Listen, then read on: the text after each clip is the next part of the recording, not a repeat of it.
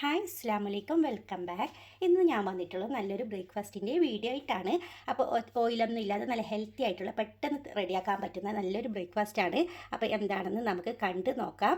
ആദ്യമായിട്ടാണോ കാണുന്നുണ്ടെങ്കിൽ ഒരു ലൈക്ക് തന്ന് സപ്പോർട്ട് ചെയ്യണേ. അപ്പോൾ നമുക്ക് വീഡിയോ എന്താണെന്ന് നോക്കാം.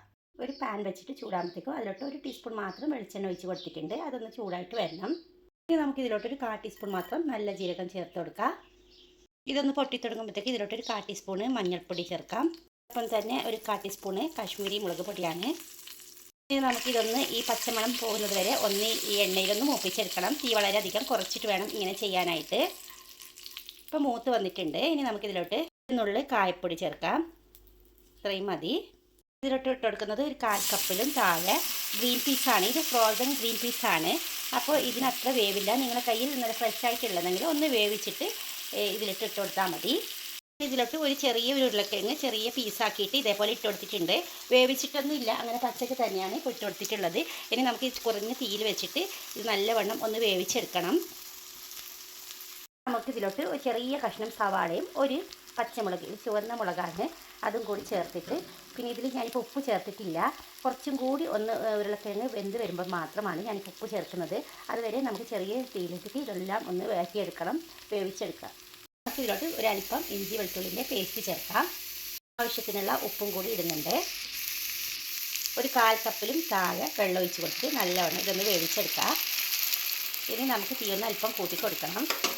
ഈ ഉരുളക്കിഴങ്ങ് വെന്തിട്ട് ഉടയുന്നത് വരെ നമുക്ക് ഇങ്ങനെ ഒന്ന് വേവിച്ചിട്ട് മാറ്റി വെക്കാം. ഇപ്പോൾ വെള്ളമൊക്കെ വറ്റിയിട്ട് നല്ലവണ്ണം ഇതൊന്ന് വെന്ത് കിട്ടുമ്പോൾ നല്ല ഉടഞ്ഞ ഒരു പരുവത്തിലാകും. അതുവരെ നമുക്കൊന്ന് വെയിറ്റ് ചെയ്യാം. ഇത് നല്ലോണം വറ്റിയിട്ട് വെന്ത് വന്നിട്ടുണ്ട്. നമുക്കിതിൻ്റെ തീ ഓഫ് ചെയ്യാം. ഇനി നമുക്ക് മിക്സിയുടെ ജാർ എടുത്തിട്ട് അതിലോട്ട് 1 കപ്പ് റവ ചേർക്കാം. വറുത്തതോ വറുക്കാത്തതോ ഏത് വേണമെങ്കിലും ഇട്ട് കൊടുക്കാം. ഇതിലോട്ട് ഒരു ചെറുനാരങ്ങയുടെ പകുതി നീരുണ്ടല്ലോ, അത് ഒഴിച്ച് കൊടുക്കാം. കുരുവൊക്കെ കളഞ്ഞിട്ട് വേണം ഇങ്ങനെ ഒഴിച്ച് കൊടുക്കാനായിട്ട്. ഇനി 1 ടീസ്പൂണ് ഓയിൽ ഒഴിച്ച് കൊടുക്കുന്നുണ്ട്.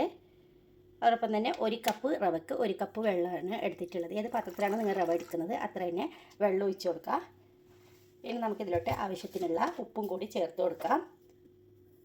ഇത് നല്ലവണ്ണം ഇതൊന്ന് അരച്ച് വരാം. ഇനി നമുക്കിതിനെ ഒരു ബൗളിലോട്ട് മാറ്റി കൊടുക്കാം. നല്ല കട്ടിയിൽ ഇങ്ങനെയാണ് കിട്ടേണ്ടത്. നല്ലവണ്ണം അരച്ച് വന്നാൽ മാത്രം മതി. ഇതിലോട്ട് ഒരു 1/4 ടീസ്പൂണിന് താഴെ നല്ല ജീരകം ഇട്ട് കൊടുക്കുക.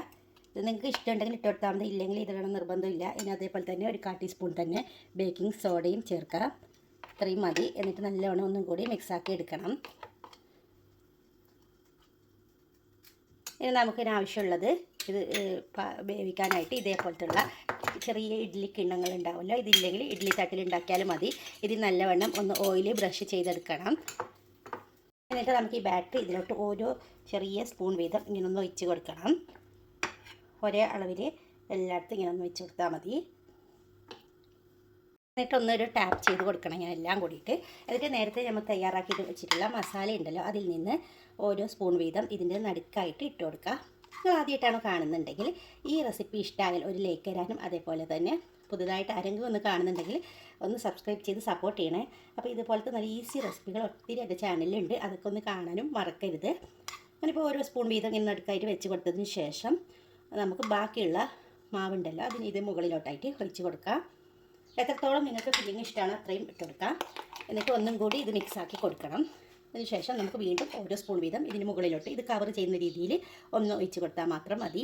വളരെ എളുപ്പത്തിൽ നല്ല ഹെൽത്തി ആയിട്ടുള്ള ഒരു ബ്രേക്ക്ഫാസ്റ്റായിട്ടോ ഡിന്നറായിട്ടോ ഒക്കെ കഴിക്കാൻ പറ്റുന്ന ഒരു റെസിപ്പിയും കൂടിയാണ്. ഇനിയിപ്പോൾ സ്കൂളൊക്കെ തുറക്കാൻ പോകുമ്പോൾ കുട്ടികൾക്ക് ടിഫിനിലൊക്കെ കൊടുത്തു വിടാനും നല്ലൊരു റെസിപ്പിയും കൂടിയാണ്. വളരെ പെട്ടെന്ന് തന്നെ നമുക്ക് തയ്യാറാക്കാൻ പറ്റും. ഇനി നമുക്ക് ഇതിനൊന്ന് സ്റ്റീം ചെയ്തെടുക്കുകയാണ് ചെയ്യുന്നത്. അതിനായിട്ട് നിങ്ങളുടെ കയ്യിൽ അപ്പച്ചെമ്പോ എന്താണുള്ളത് അത് വെച്ചിട്ട് വെള്ളവും വെച്ചിട്ട് നല്ലവണ്ണം ഒന്ന് തിളപ്പിച്ചെടുക്കുക. എന്നിട്ട് നമുക്ക് ഇതിനൊന്ന് 15 മിനിറ്റ് വരെ വേവിച്ചെടുക്കണം. 10-15 മിനിറ്റ് വരെ മതിയാവും. സ്റ്റീം ചെയ്യുന്നത് ഞാനിപ്പോൾ കാണിക്കുന്നില്ല, കാരണം നിങ്ങൾക്ക് എല്ലാവർക്കും അറിയുമല്ലോ, കാണിച്ച് വെറുതെ ബോറടിപ്പിക്കുന്നതിന്. അപ്പോൾ ഞാനിപ്പോൾ 15 മിനിറ്റ് വരെ സ്റ്റീം ചെയ്തിട്ട് വന്നിട്ട് കാണിക്കാം. അപ്പോൾ ഇതാ ഞാനങ്ങനെ വേവിച്ച് കൊണ്ടുവന്നിട്ടുണ്ട്. നല്ലവണ്ണം ഇതിൽ നിന്ന് ഇളകി വരുന്നുണ്ട്.